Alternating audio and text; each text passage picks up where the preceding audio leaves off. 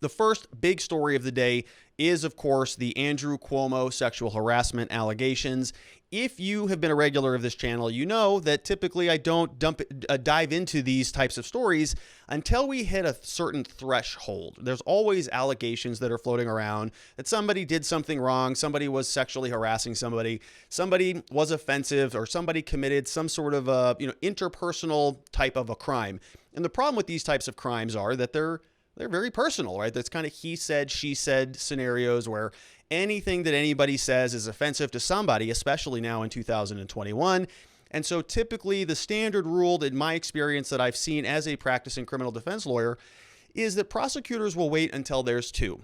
The first claim that comes through, they'll just kind of look at that and say, well, there's not much proof here. They'll ask some of the common questions. Why did you wait so long to report this claim? Why are you just now bringing this to our attention? Why didn't you call us 6 months ago, 1 year ago, 30 years ago in certain cases?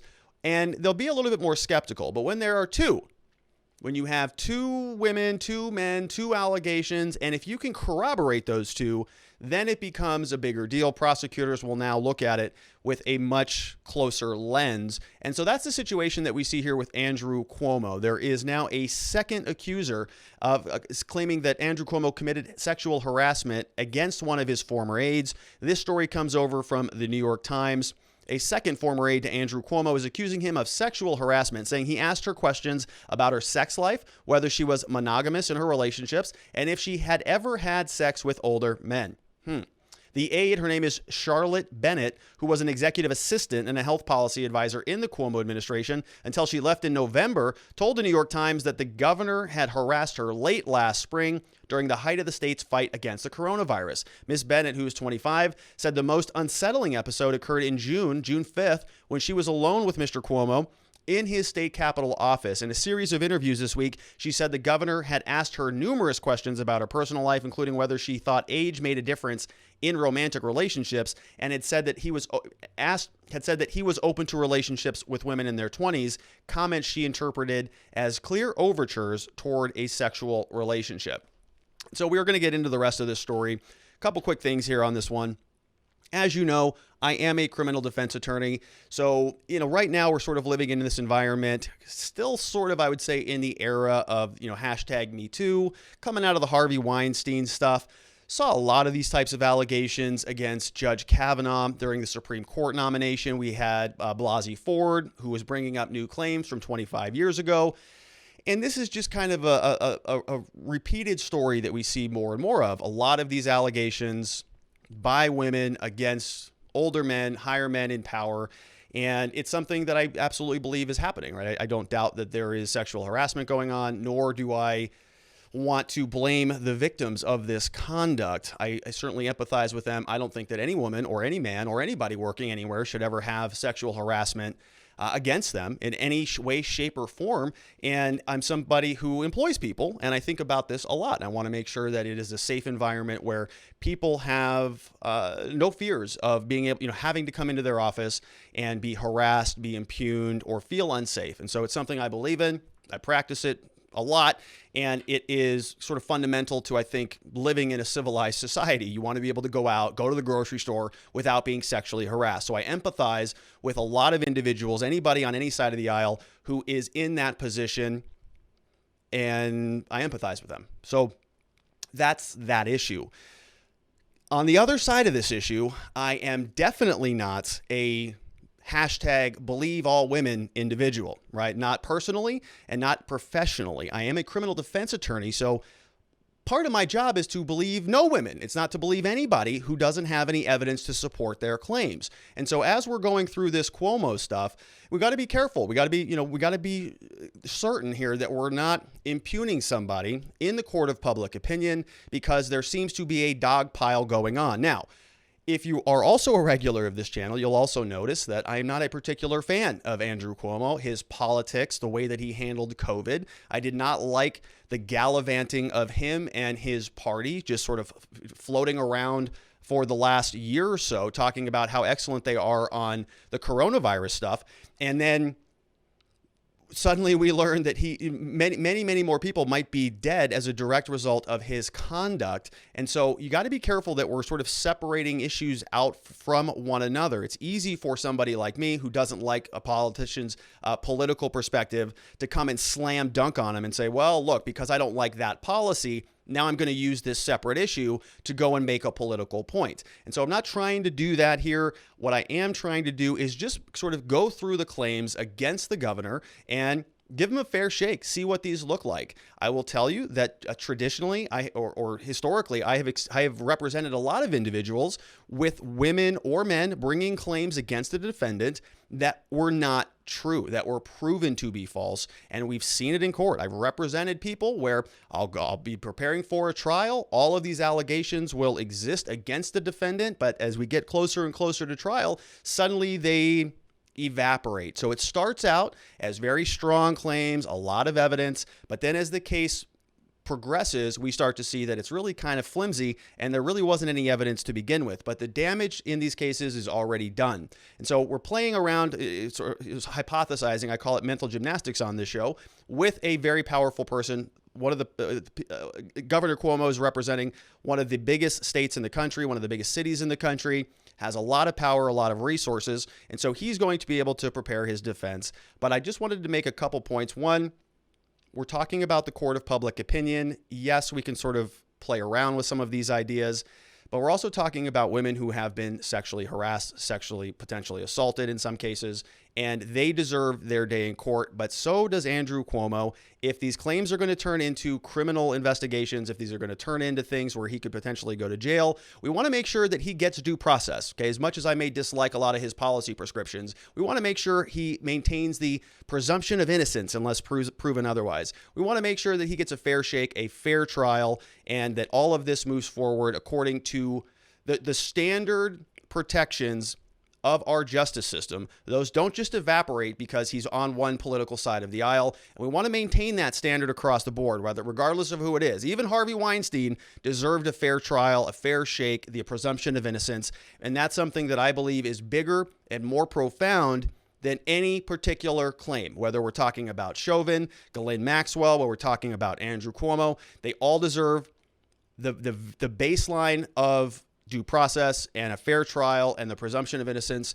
And so we want to just clear that out of the way first and foremost. Now let's get into it. So the story we're going to pick back up. It says Mr. Cuomo said in a statement to the Times on Saturday that he believed that he had been acting as a mentor and he had never made advances towards Miss Bennett, nor did I ever intend to act in any way that was inappropriate. He said he had requested an independent review of the matter and asked that New Yorkers await the findings, quote, before making any judgments, which I can understand that, right? I can get behind that because even the allegation alone is enough to just wreck lives. Remember the Duke lacrosse players, and it just goes on and on. One simple allegation, even just one, it may not even necessarily need to be two, can result in, at least in Arizona, if you're accused of sexual assault, they just take you to prison. They just take you to jail. And they'll hold you there without you getting out of custody.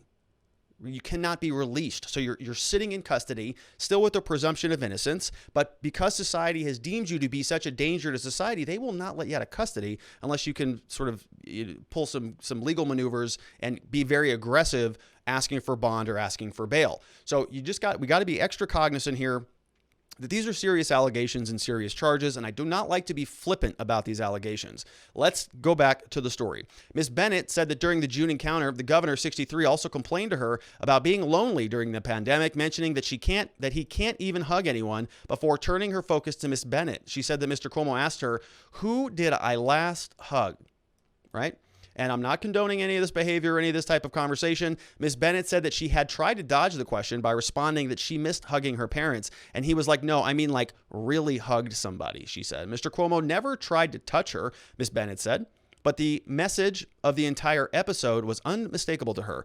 Quote, "I understood that the governor wanted to sleep with me and felt horribly uncomfortable and scared and was wondering how I was going to get out of it and assumed it was the end of my job." Ms. Bennett said she had disclosed the interaction with Mr. Cuomo to his chief of staff, Jill DeRossier, less than a week later and was transferred to another job as a health policy advisor with an office on the opposite side of the Capitol. Soon after that, Ms. Bennett said that she had also been given a lengthy statement to a special counsel to the governor.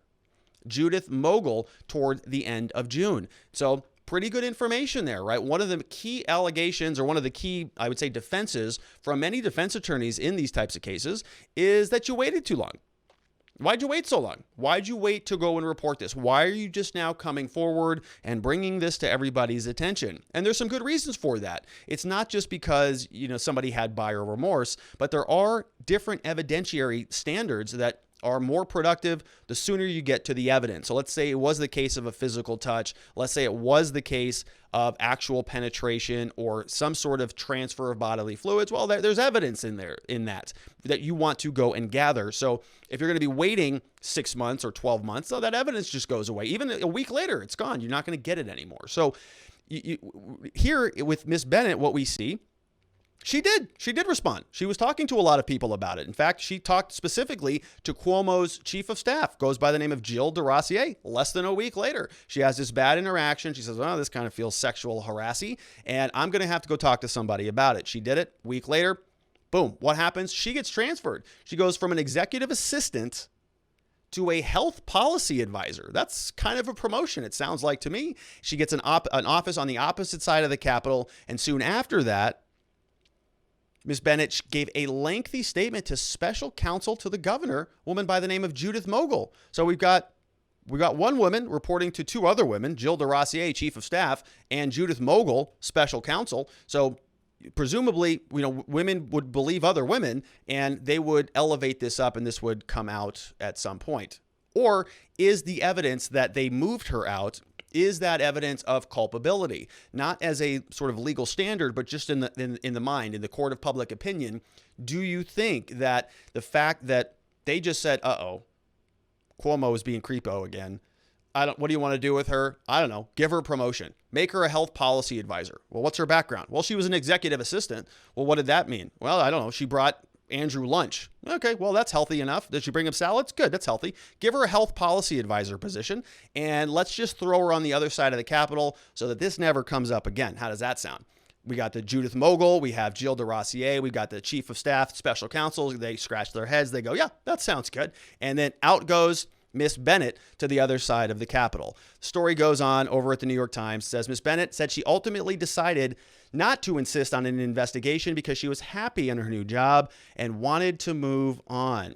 Yeah, because it's a nice promotion. No action was taken against the governor. In his statement, Mr. Cuomo called Miss Bennett, quote, a hardworking and valued member of his staff, quote, with every right to speak out. So he is kind of believing women. He's saying she has the right to speak out. He said that Miss Bennett had spoken to him about being a sexual assault survivor, an experience about which she had been open in the past, and he had tried to be supportive and helpful. Quote, the last thing I would ever want to do was to make her feel any of the things that are being reported. The governor did not deny that he had asked Ms. Bennett personal questions. He said in the statement that he would have no further comment until the review concluded. Ms. Bennett's account follows another detailed accusation that was published on Wednesday by Lindsey Boylan, a former state economic development official who said that Mr. Cuomo had harassed her on several occasions from 16 to 18, at one point giving her an unsolicited kiss on the lips at a Manhattan office. Mr. Cuomo's office has called Ms. Boylan's accusations untrue, but nevertheless prompted calls for investigations into her claims. In addition to the two claims of harassment allegations, the governor, a third-term Democrat, is confronting significant political fallout over his handling of the state's nursing homes during the pandemic. And so let's take a look at some of these allegations. We're going to go in through Lindsey Boylan's story. Before we get there, I want to show you Charlotte Bennett. She says, for those wondering what it's like to work for the Cuomo administration, read Lindsey Boylan's story. Lindsey says, today I'm telling my story. I have never planned to share the details of my experience working in the Cuomo admin, but I am doing so now in the hopes that it may make it easier for others to speak their own truth. And so we got Charlotte Bennett as well as Lindsey Boylan who are detailing what happened. Going into Boylan's story, she says, quote, the story starts, let's play strip poker. I should have been shocked, she says, by the governor's crude comment, but I wasn't. We were flying home from an October 2017 event in New York, taxpayer-funded jet. His seat was facing her, so close our knees almost touched. His press aide was to my right and a state trooper behind us. That's exactly what I was thinking, she said.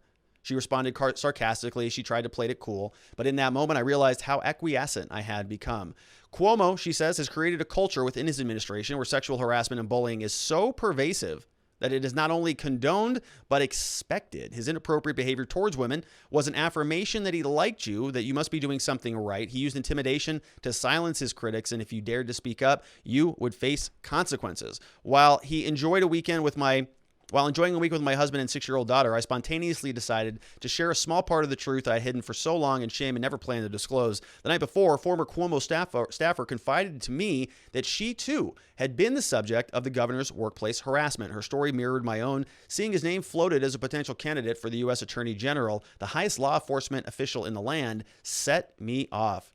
In a few tweets, I told the world what a few close friends, family members, and my therapist had known for years. Andrew Cuomo abused his power as governor to sexually harass me, just as he had done to so many other women. I expect the governor and his top aides will attempt to further disparage me, just as they've done with Assembly Member Kim.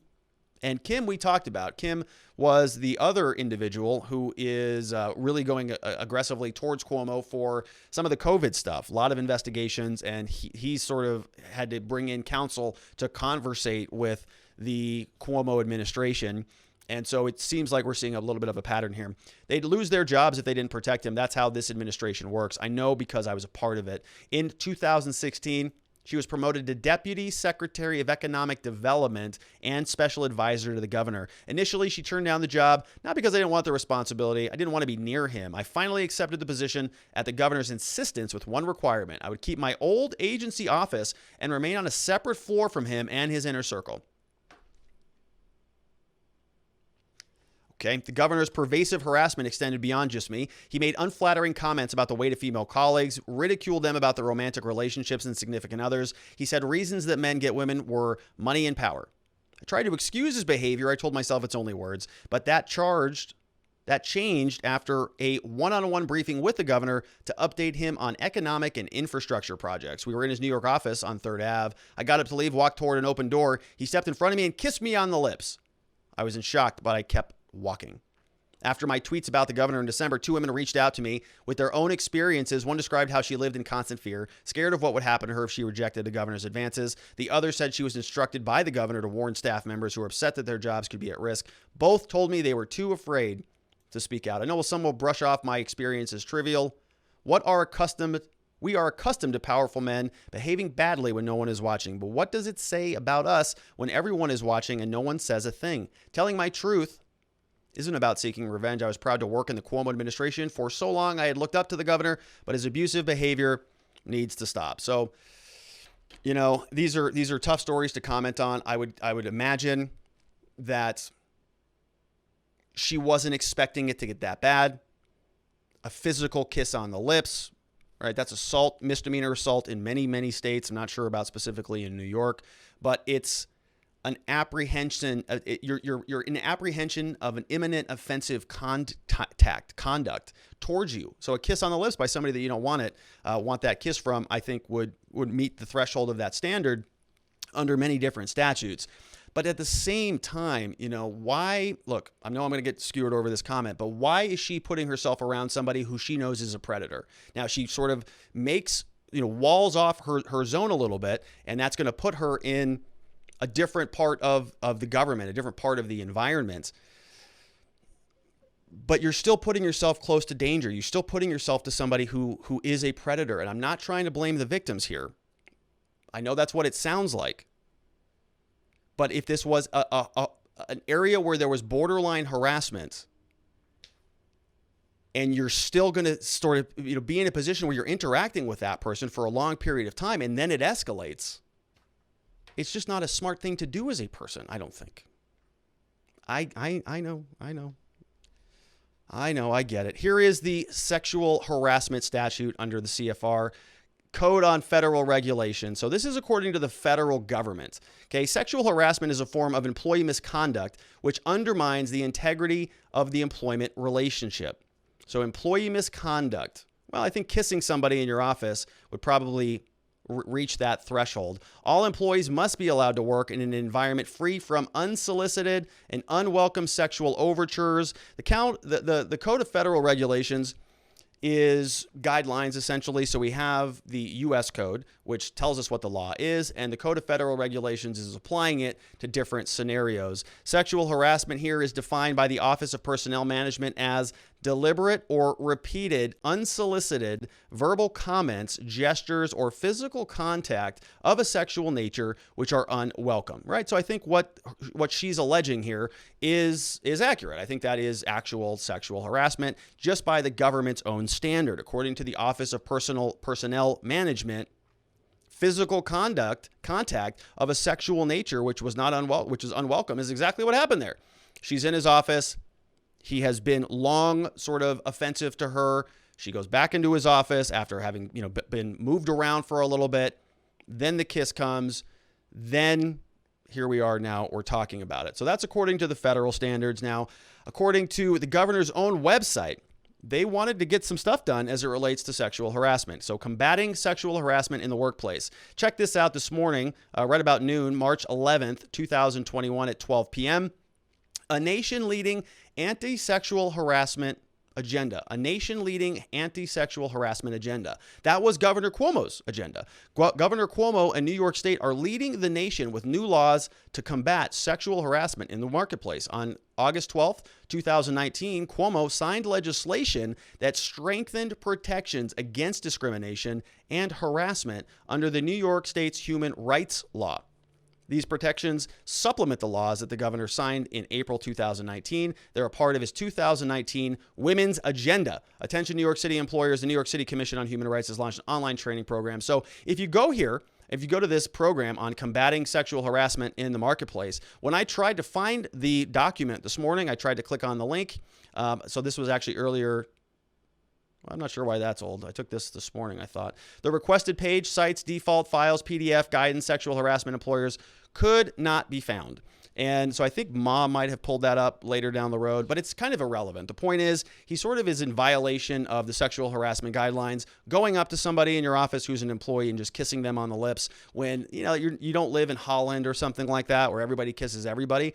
That is, in my mind, something that would constitute sexual harassment. And I think it's pretty clear at that point. And so this is where that delineation comes into play. So when you go through the analysis and you say, well, yeah, but she was sort of hanging around there. She was kind of poking around for a long period of time. And you want to sort of ask yourself that question. Well, why didn't she leave? Why didn't she leave? And the response to that would be, well, where's she going to go? Okay, there's only one governor's office in the New York State. She's not going to go anywhere else. That's the only place that she can go. Part of the problem with sexual harassment is that people can't leave. That's the whole point. Well, we have these rules and have these laws so that people can work freely and safely in their environment without the pressure from some overbearing chauvinistic man or woman who is trying to sort of control you because they know you've got no better alternative. And I understand that. And so the question that we have to ask ourselves is, when does that progression become problematic to the point that it justifies bringing this stuff up to our attention? So in this case, we were talking about two women, one woman who had some bad interactions and another woman who was physically kissed on the mouth. And I think that's a pretty good delineation there. On the one hand, you can have some inappropriate comments that you could sort of chalk up to Cuomo being inappropriate, stuff that I don't condone. I don't endorse that. I don't talk that way personally. I think it's offensive, and I wouldn't want to have a politician in office who does that or who sort of, engages in that sort of, New York stereotypical, fast talking, loose with your language, have fun with everybody, poke and needle everybody, whatever that dynamic is. I'm not from New York or know many people from New York, but they have sort of a stereotype there, and I'm sorry for all the New Yorkers I'm offending.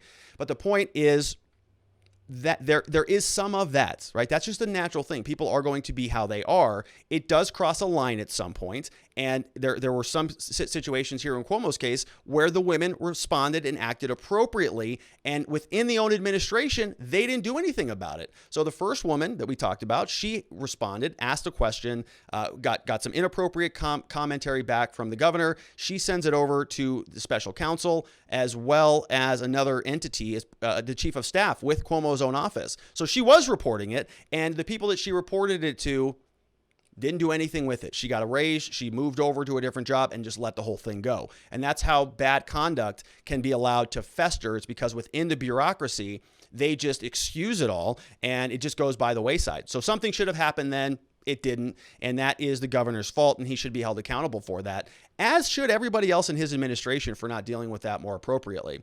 But that was the first case. And so that one, I think, doesn't reach the level of any criminality. It doesn't, I think it would reach the level of, we got to deal with this. We have to stop this from happening again. We want to make sure that we're, installing some sensitivity training or, whatever he needs in order to stop treating women that way. But something very, very bad happens when there is now physical contact. So now in this second case, there is a second woman who was saying that it was physical contact, right? He was asking her about strip poker, inviting her around. She made some very clear, deliberate demarcation from wanting to be around the man. And for whatever reason, situation involved that was involved between the two resulted in them having to work together. When that happened, he then absolutely crossed the line and there was physical contact. And that is when but like I said at the beginning, there are many different situations where that would be physical assault. Okay. It's an offensive touch that you're not expecting. And so we'll see where that goes. There is another bizarre video going around here today. Cuomo is accused of pressuring a female reporter to eat the whole sausage in a creepy video. And so that's why the title of the thumbnail is creepy Cuomo. A video showing Andrew Cuomo challenging a female journalist to eat the whole sausage in front of him at the 2016 New York State Fair has resurfaced on social media amid allegations that he sexually harassed former staffers. He said, "I want to see you eat the whole sausage," the Democratic governor is heard telling the then News Channel 9 reporter Beth Cefalu, as a daughter, Michaela, sits quietly next to him, according to the video shared by journalist Matt Binder. "I don't know if I should eat the whole sausage in front of you, but I'm definitely going to eat it," responds the reporter, now a reporter and anchor at 12 News. Cuomo then invites Cefalu, who snaps a selfie with him while holding up her plate, to sit at his table. "There's too much sausage in that picture," Cuomo says in the cringeworthy exchange, prompting laughter from the other diners. And we've actually got a clip of this. The reporter herself then jumped to governor's defense Monday morning as the video went viral. She says, quote, "I was not pressured, harassed. This is two people enjoying one event." The New York State Fair that gives them a little more freedom to be informal. It's really sad it's being turned into anything more. The footage resurfaced on the day Cuomo tried to explain away the allegations of sexual harassment as jokes that were misinterpreted as unwanted flirtation. "At work, sometimes I think I'm being playful and make jokes that I think are funny. I do, on occasion, tease people in a way that I think is a good-natured way," Cuomo said in a prepared statement. It came one day after Charlotte Bennett, 25, who we already spoke about, said that there were inappropriate remarks that left her convinced that he, quote, "wanted to sleep with her." And those were her words, not his, as far as we know. That claim, in turn, came less than a week after another former staffer, Lindsey Boylan, expanded on accusations she first revealed in December 2020, saying that he kissed her on the lips. Cuomo agreed to let the state attorney general, Letitia James, appoint an outside investigator into the growing scandal. So you see how this gets, okay? We have a sausage video, which is obviously a penis joke, okay? It's a penis joke. It's innuendo. We get it. Okay, and sometimes that's appropriate, and sometimes, more often than not, that's not appropriate. But there are times when some off-color jokes come into life. That's just life. I'm not going to hyperventilate over the fact that sometimes these things pop into life, right? I think that anybody with a sense of humor would understand that. But let's take a look at this Cuomo video and see if it's that. What are we talking about? Are we talking about a penis joke that is sexual harassment? Are we talking about, kind of a big sausage joke that sometimes pops up when sausages are around, right? Let's take a look at this video and then we can decide. Here is Governor Cuomo. White joke. Will you eat the whole sandwich? I will eat the whole sandwich. Yeah? Absolutely. Okay. Who made sausage? I can eat the whole sandwich.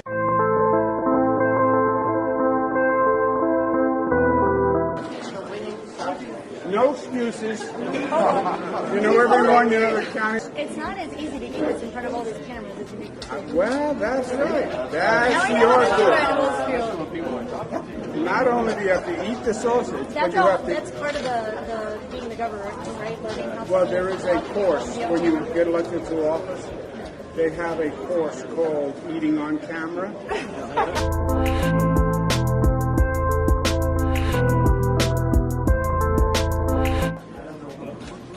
Yeah, there's too much sausage in that thing. Yeah. I mean, I get it. It's a kind of a weird exchange, but it's, I don't know. Not the end of the world in my mind, right? She's not offended by it. She holds it up. Let's take a selfie. They're all making sausage jokes. Okay. Is that what we're getting outraged about? She's not even upset about it. Now, he said something inappropriate, or maybe it was in an inappropriate venue, or maybe there was some other context. Why were they serving giant sausages there? I can't believe we're talking about this. Why were they serving gigantic sausages at this event? Was it an ongoing joke? Did other people have sausage jokes? Were they all just saying, that's a big sausage when they're going through the buffet line? And now this is a viral video that everybody's gonna freak out about. All right. I'm not offended by that. I'm not a woman. So maybe this is offensive to a lot of women, but not her. She wanted a selfie with it, and she posted out later the next day that it wasn't that big of a deal. New York Attorney General, however, wants to investigate these sexual harassment claims. Of course, the crisis enveloping New York Governor Andrew Cuomo deepened on Sunday evening as the state attorney general demanded he grant her the authority to investigate claims he sexually harassed at least 2 women who worked for him. The governor admitted his behavior may have been misinterpreted as unwanted flirtation and offered a qualified apology. Democrats statewide appeared to be abandoning Cuomo in large numbers. He issued a statement on Sunday saying he behaved in ways that made others feel in ways I never intended. He has denied all of the allegations, of course. We have Press Secretary Jen Psaki says there should be an independent review looking into these allegations, adding it was something that Joe Biden supports and, quote, we should move forward as quickly as possible. They asked Letitia James, the New York Attorney General, Janet DeFori, the Chief Judge of New York's Court of Appeals, to select an independent and qualified lawyer in private practice without political affiliation to investigate. She added, quote, given state law, this can only be accomplished through an official referral from the governor's office and must include subpoena power. I urge the governor to make this referral immediately. The move came just hours after Democrats in Congress called on James to lead the investigation. It was a significant step from Cuomo's earlier position of asking a former federal judge, Barbara Jones, to lead an outside review. The examination should be done in a manner beyond reproach, Cuomo office stated, adding that he wanted it to avoid the even perception of a lack of independence or interference of politics. James then later on Sunday rejected Cuomo's proposal, saying that the attorney general, she must carry out the investigation on her own. So here she is. She said allegations of sexual harassment should always be taken seriously. There must be a truly independent investigation to review these troubling allegations against the governor. I stand ready to oversee that investigation and make any appointments necessary. So Letitia James is just crushing it out there. She's everywhere. We talk about her a lot, just getting involved in everything with Cuomo. She's going after Democrats. She's a Democrat going after Democrats, which is sort of interesting to see. To clarify, I do not accept the governor's proposal. The state's executive law clearly gives my office the authority to investigate this matter once the governor provides a referral. So we've got a state attorney general, Letitia James, who is a Democrat, investigating Cuomo for the COVID stuff, for the nursing home debacle, as well as now 2 new sexual assault allegations or sexual harassment allegations, which are very different. Sexual assault would be a crime. Sexual harassment would be sort of a civil claim and a civil remedy unless there was some criminal behavior in there. So we're talking about 2 different things. One of which I think is more in the wheelhouse of a civil allegation, an employment violation where there are monetary damages. The other is sexual assault-y. It's assault-ish, right? It's not like, depending on the state that you're in, some states will have sexual assault, and that would constitute a rape, like it is in Arizona. That is physical penetration. And it's a very serious crime. I'm not alleging that happened here, but we are talking about some sort of an unwanted contact, unwanted kiss without permission, which is a physical touch, much in the same way that a smack on the face would be an unwanted physical touch. It's a kiss, and so that would be criminal under many different statutes. Now we have the New York Attorney General who's chiming in on this thing. We've got Alexandria Ocasio-Cortez who's chiming in on this. She says, Lindsey Boylan and Charlotte Bennett's detailed accounts of sexual harassment are extremely serious and painful to read. There must be an independent investigation, not one led by an individual selected by the governor, but by the Office of the Attorney General, which sounds like that's happening. Letitia James is already in on it. Yancey Roy, Senator Schumer also calls for the Governor Cuomo investigation to be run by Tish James. So Senator Schumer's in on it. That means that both New York legislative leaders, both New York senators, and a coalition of Democratic female legislators are rejecting Cuomo's second bid to determine investigators and instead backing James, which is curious, right? So typically the way that these cases unfold, you have sort of a slow drip of new information that comes out. You have one, you have two, then the next thing you wake up and you got 25 people, who all claim to have been sexually harassed or sexually assaulted or whatever it is. We've seen this happen before. We saw this with Kevin Spacey. We're seeing it right now with Marilyn Manson. We saw it with Harvey Weinstein, and it just, the list goes on. And so we'll see if that happens here. Now, what leads me to believe that it just might is the fact that everybody is piling on at this point. Sort of like this was an open secret, and now that the cat is out of the bag, everybody's going to pile on the other side. And so I'm always real skeptical and cynical about this. Are they doing so because they knew about it and they're abandoning ship now because the truth is about to be revealed? Or are they just caught off guard with everybody else, right? I have a real hard time believing that. I have a real hard time that Senator Schumer, who's been a senator for 100 years, is now suddenly just, you're kidding. Cuomo is a sexual harasser? I'm shocked, right? AOC's been in office for how long now? She knows what's going on in New York. Wow, this is groundbreaking news. I had no idea. But now that we have some people who are actually credibly accusing him of this, now everybody on both sides is just going to go, we're shocked. We had no idea. Okay, you guys all go to the same cocktail parties. You've seen Andrew Cuomo for years now palling around with the same groups at the same cocktail parties. Was he appropriate or not? Does he sexually harass women or not? Now they're all abandoning ship. Nancy Pelosi's on the same board. She says these are credible claims. So another one who's just shocked that any of this stuff is going on. House Speaker Pelosi on Sunday said the sexual harassment claims are credible. Wow, great. California representative joined a chorus of Democrats calling for a truly independent probe into the accusation lodged by two former staffers. The women have come forward with serious and credible charges against the governor. They deserve to be heard and treated with dignity, Pelosi said in a statement. So they are being heard, and I think they are being treated with dignity, which is good. The independent investigation must have due process and respect for everybody involved. Also agree with that. The statement came as Cuomo, 63, agreed to let Letitia James, the Attorney General, appoint an outside investigator into the growing scandal. His senior advisor, Beth Garvey, originally said Saturday night that the administration had tapped former Judge Barbara Jones to head up the inquiry. The move quickly drew bipartisan criticism, however, because Cuomo was trying to dictate his own investigation and because Jones previously worked with lawyer and key Cuomo advisor Steve Cohen. Then we have Kirsten Gillibrand over from New York, another senator, chiming in. She led the charge, resulting in Al Franken's resignation over sexual misconduct claims, had also been among those calling for an independent probe. These allegations are serious and deeply concerning, she said in a statement, as requested by Attorney General James. The case should be referred over to her office. She can conduct a transparent, independent, and thorough investigation with subpoena power. So Cuomo is catching it from everybody, which leads me to think that maybe more and more individuals actually knew about the true nature of this guy. There may be a lot more here, a lot more smoke. Where there's fire, is that how that works? So the Pandora's box for the governor may be out of the bag on this one, and he just put out a statement recently. He says, Andrew Cuomo issues a new statement. He says, I acknowledge some of the things I have said have been misinterpreted as unwanted flirtation. To the extent anyone felt that way, I am truly sorry about that.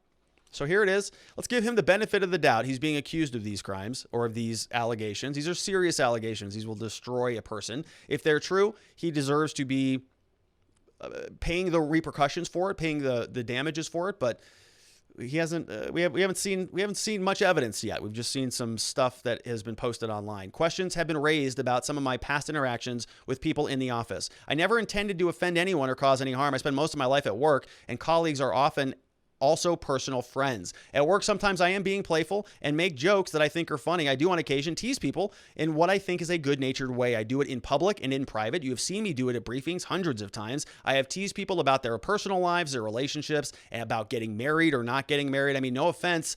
and only attempt to add some levity and banter to what is a very serious business. I now understand that my interactions may have been insensitive or too personal, and that some of my comments, given my position, made others feel in ways I never intended. I acknowledge some of the things I have said have been misinterpreted as unwanted flirtation. To the extent anyone felt that way, I am truly sorry about that.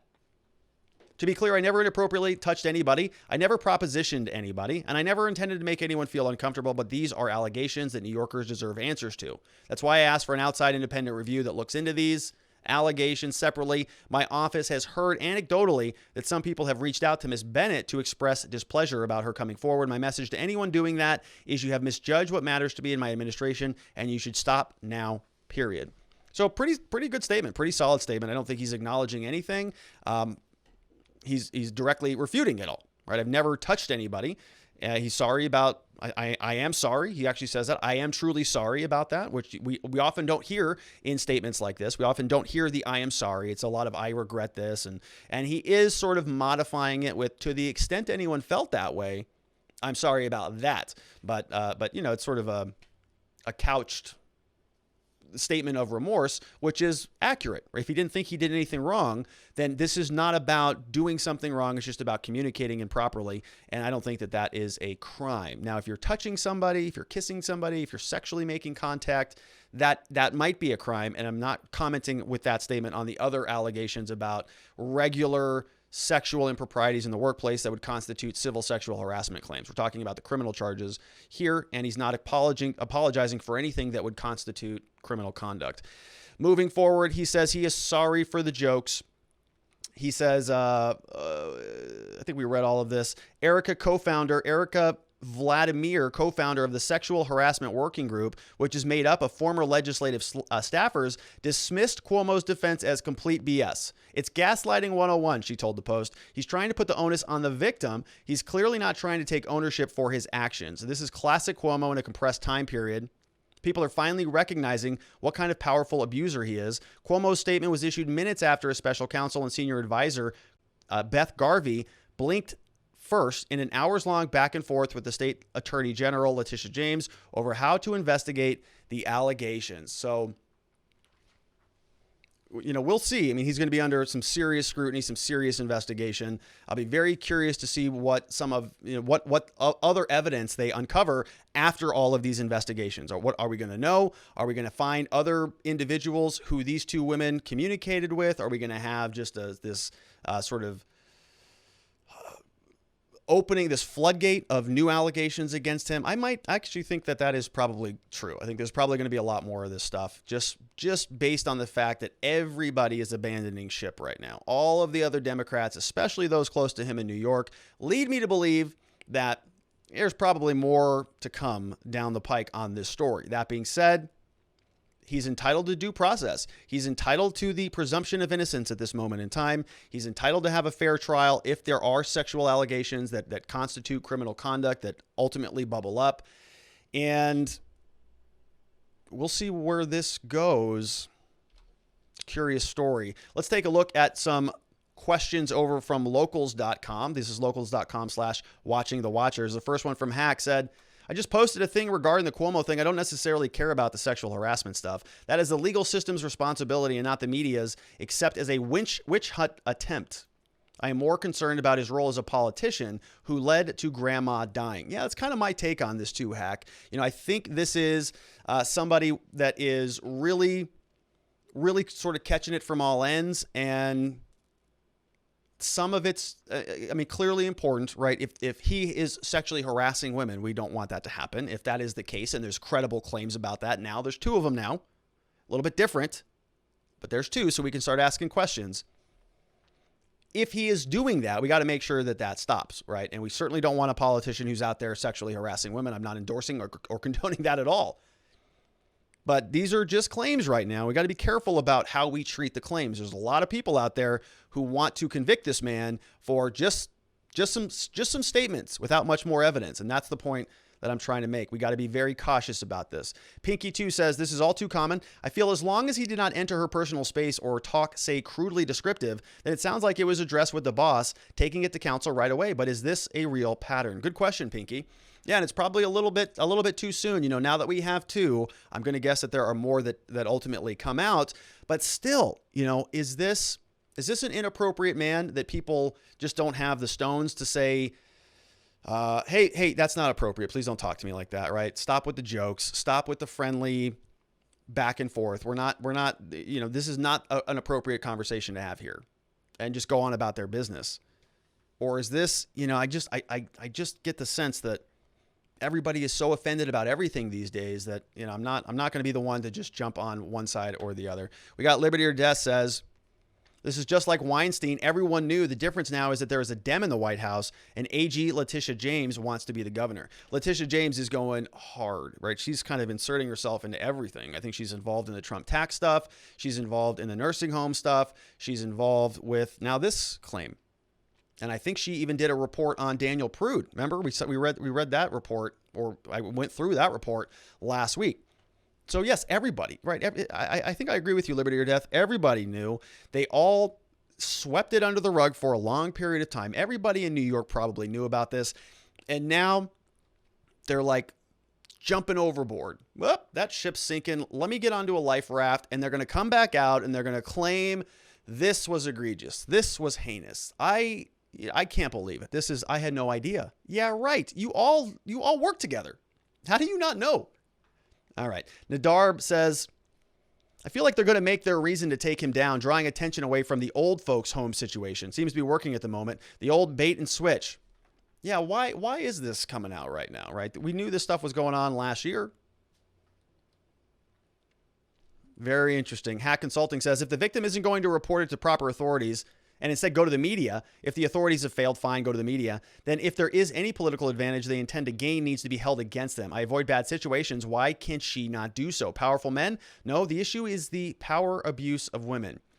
Yeah, I mean, look, I'm not at all trying to blame women, but I am asking all of us to just recognize that the world has a lot of people in it, and some people are going to be offensive, and some people are going to say things that are totally inappropriate. And at that moment in time, you got to make decisions on what to do. It sounds like here they did take some action. So they actually did report him to the chief of staff. They actually did communicate with special counsel, and the administration, along with those two other women, made a decision. They analyzed the situation. They talked to this woman. They said, all right, we're going to put you over here.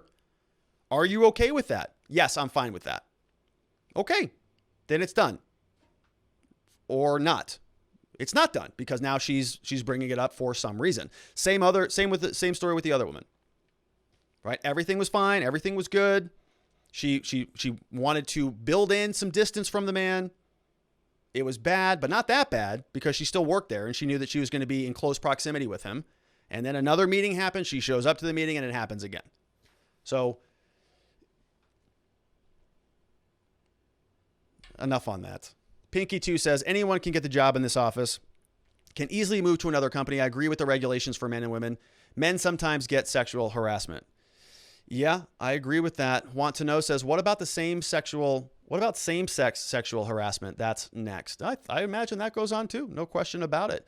Hack Consulting says, okay, if it was reported and the media only covered it because it is now a political weapon, then that is important. But I am glad it is in the media now. Policies do need to be changed because transparency is paramount. Plus, we should have a right to have our cases of grievances be addressed. Yes, I agree. And Cuomo's sort of doing that, right? He's saying, yeah, come and investigate it, do whatever you want.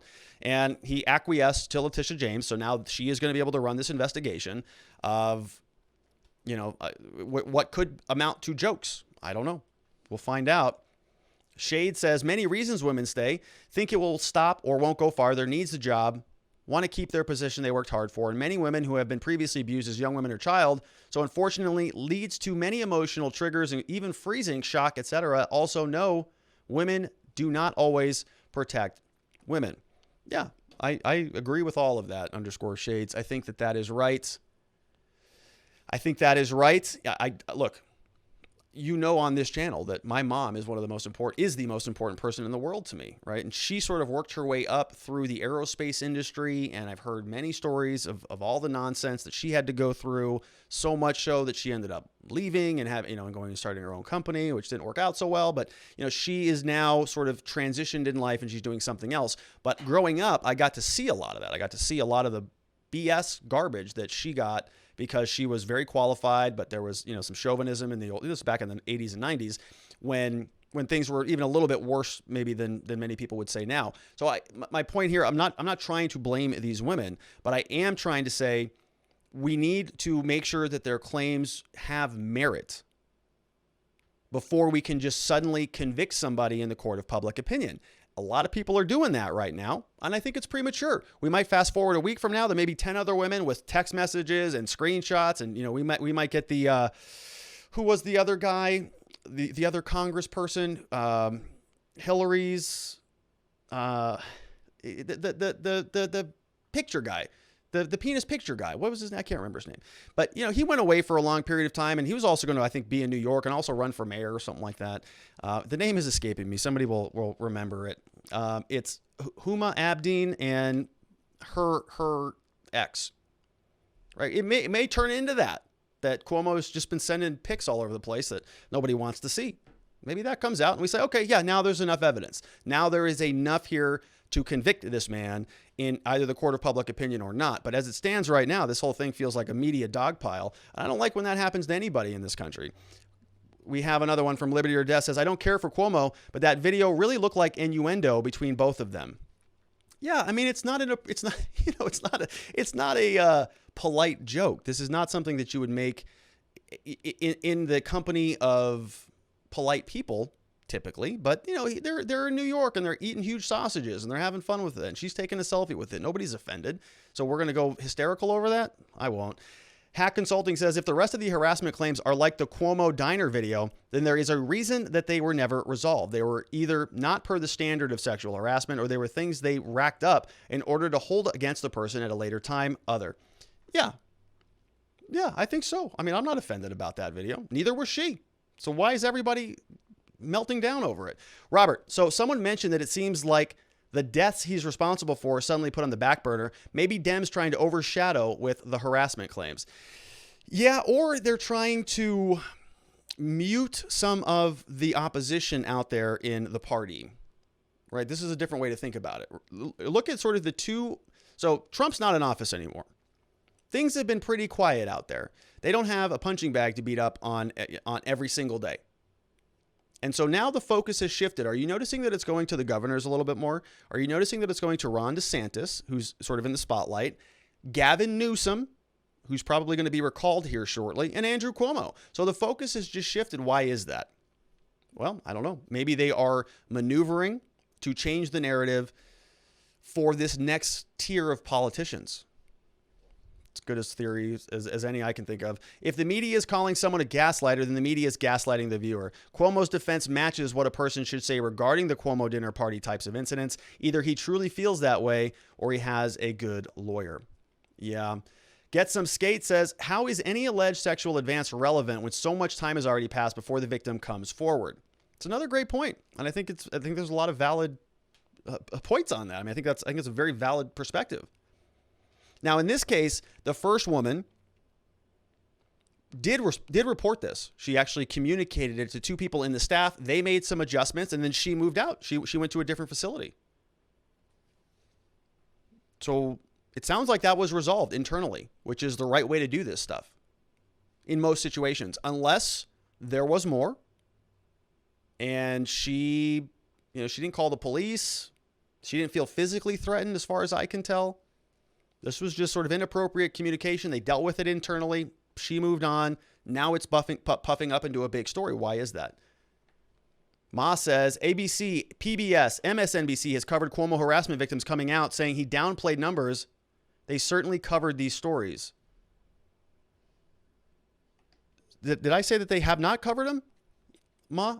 I might have said that. I'm not real sure. I don't typically spend much time on those news sources, but I went to the New York Times today and I didn't see it. I went to the Washington Post today and I did not see it. Yeah, it wasn't on the front page of either of those stories.